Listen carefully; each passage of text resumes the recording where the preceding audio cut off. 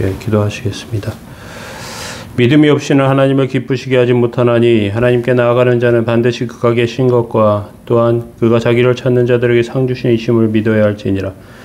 하나님 주의 은총과 은혜 감사합니다. 약한 저희들의 삶에 주의 은혜를 내려주셔서 하나님의 자녀답게 복되고 귀한 삶 살아갈 수 있도록 도와주시고 오늘도 말씀을 의지하는 영혼들 되게 하시고 연약한 종의 입술을 주장하여 주옵소서. 예수님의 이름으로 기도합니다. 아멘. 찬송가 283장 2절 찬송 드리시겠습니다. 283장 나 속죄함을 받은 후 내 마음이 새로워 2절 찬송하겠습니다.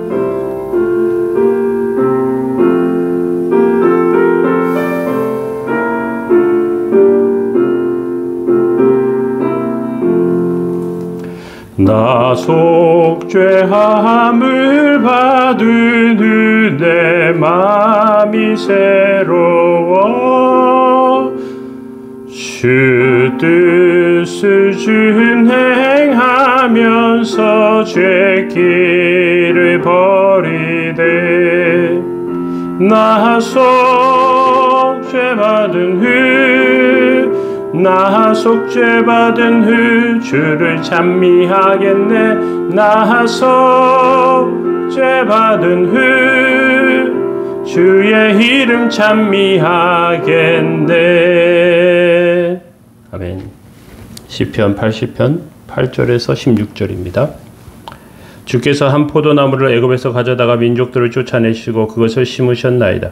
주께서 그 앞서 가꾸셨으므로 그 뿌리가 깊이 박혀서 땅에 가득하며 그 그늘이 산들을 가리고 그 가지는 하나님의 백향목 같으며 그 가지가 바닥까지 뻗고 넝쿨이 강까지 미쳤거늘 주께서 어찌하여 그 담을 허시사 길을 지나가는 모든 이들에게 그것을 따게 하셨나이까. 숲속의 멧돼지들이 상해하며 들짐승들이 먹나이다. 만군의 하나님이여 구하옵나니 돌아오소서. 하늘에서 굽어보시고 이 포도나무를 돌보소서. 주의 오른손으로 심으신 줄기요 주를 위하여 힘있게 하신 가지니이다. 그것들이 불타고 배임을 당하며 주의 면책으로 말미암아 멸망하오니. 아멘.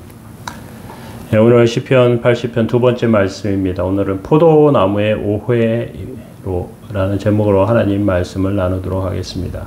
이스라엘 백성들은 하나님 앞에 여러 가지 이름으로 불리는데 양이라고 불리기도 하고 감람나무라고 불리기도 하고 포도나무로 불리기도 합니다. 오늘은 포도나무로 말씀하고 계십니다.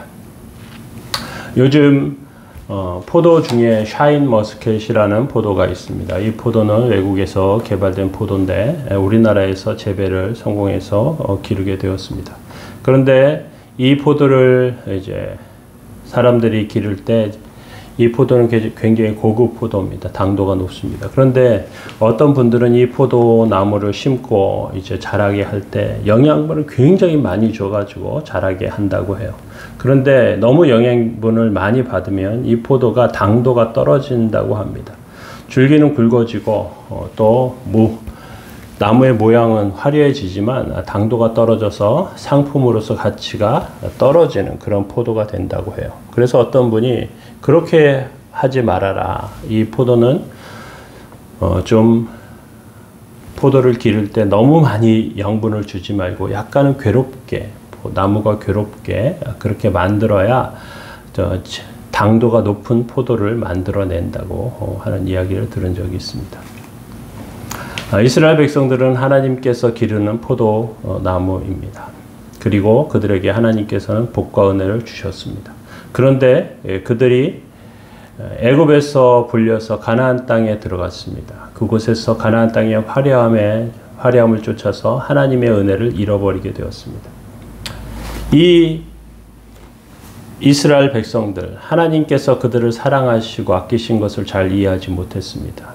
애굽 땅에 있는 작은 포도나무를 가져오셔서 가나안 땅에 심고 이 포도나무가 가나안 땅에서 크고 울창한 포도나무가 되는 것과 같았습니다. 얼마나 큰지 그 나무 그늘이 산을 덮고 가지가 백향목 나무 같았다.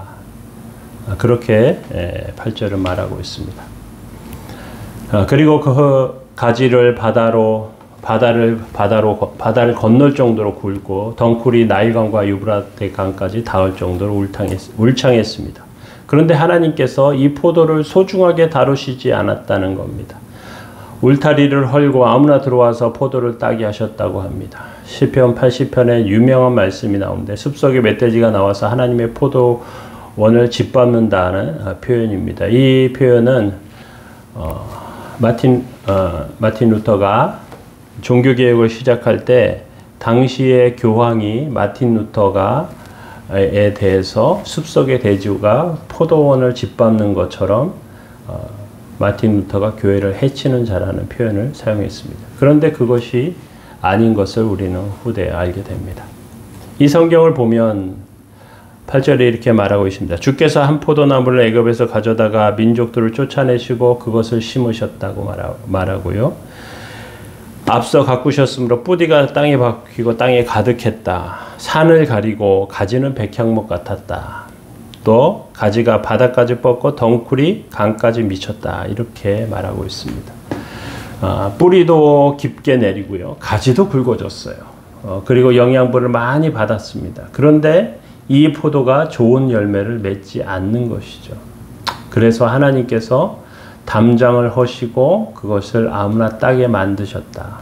다른 말로 하면 고난받게 하셨다는 것입니다. 숲속의 멧돼지들이 상해하며 들짐승들이 먹게 되었다.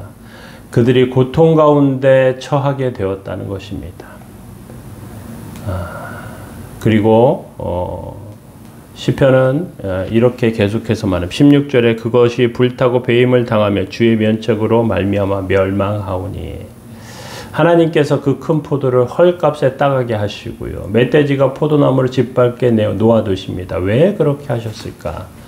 이 나무는 크고 멋이 있었습니다. 그런데 크다고 멋있다고 가치 있는 것은 아닙니다. 포도나무는 그 열매 때문에 가치가 있습니다. 다른 나무들은 제목으로 쓸 수 있지만 포도나무는 제목으로 쓸 수 있는 나무가 아닙니다. 덩쿨 형태의 나무입니다. 그런데 백향목같이 굵었다고 해서 이것이 제목이 되지 않아요. 목재로 쓸 수가 없습니다. 불쏘시개로 쓸 수 있습니다. 덩쿨이 멀리 뻗쳐 있기 때문에 가치 있는 것이 아닙니다.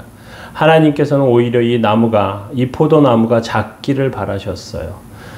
이 포도나무가 모든 잔가지들을 잘라버리고 말씀으로 싱싱한 열매를 잘 맺기를 원하셨습니다. 그런데 이 포도나무는 겉으로 너무 크고 멋있고 화려해지는 바람에 열매는 보잘것없고 맛은 지독하게 쓴 포도가 되었습니다. 상품으로 가치가 없어졌습니다. 그래서 하나님이 이 포도를 방치하시고 아무나 따가게 하십니다. 멧돼지가 짓밟게 하십니다. 땔감으로 쓰게 하십니다. 유다와 이스라엘 백성들은 고난을 당한 뒤에 하나님 우리를 구원하소서 그렇게 부르짖게 됩니다. 아주 떫은 맛을 내는 들포도 그것이 이스라엘 백성의 본 모습이었습니다. 그러나 그들에게 아주 희망이 없는 것은 아닙니다. 15절에 이런 말씀을 하고 있습니다. 만군의 하나님이여 구하옵나니 돌아오소서 하늘에서 굽어보시고 이 포도나무를 돌보소서.